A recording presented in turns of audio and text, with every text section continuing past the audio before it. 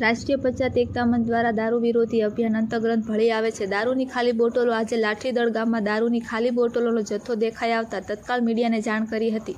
રાષ્ટ્રીય પંચાયત એકતા મંચ અધ્યક્ષ અને ગઢડા વિધાનસભાના પૂર્વ ઉમેદવાર શ્રી મંજીભાઈ સોલંકીનું કહેવું છે કે ગુજરાતમાં દારૂબંધી હોવા છતાં ધજાગરા ઉડી રહ્યા છે અને પોલીસ તંત્ર વિદેશી દારૂનું વેચાણ રોકવામાં નિષ્ફળ ગઈ છે.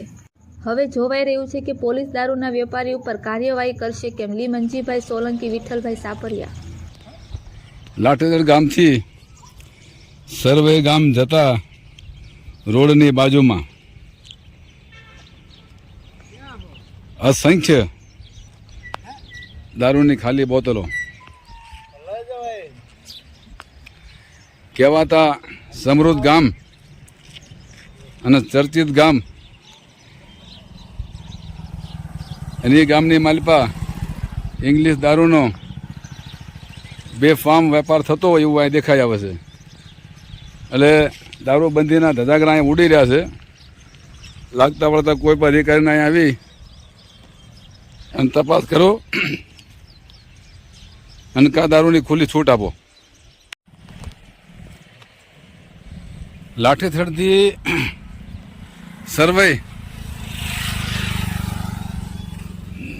જતા ગામ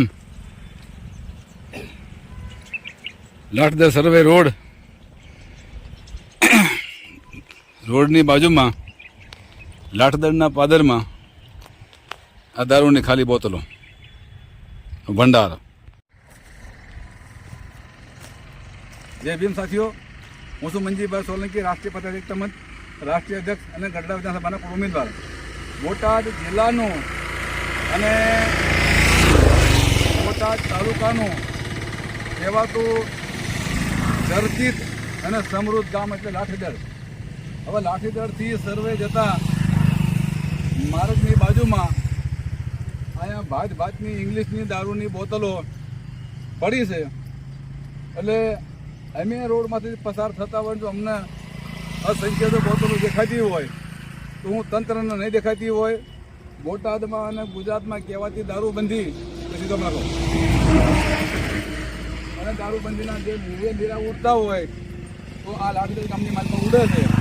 કોણ લાવે છે, ક્યાંથી લાવે છે, કોણ વેચે છે એનો તપાસ કરવું આપણે કહો એ પોલીસને જોવું જરૂરી છે.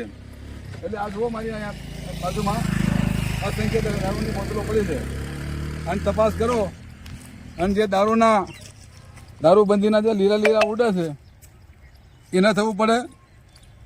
કાયદાનું સખ્ત પાલન થવું પડે એવી મારી આપ પાસે આશા છે.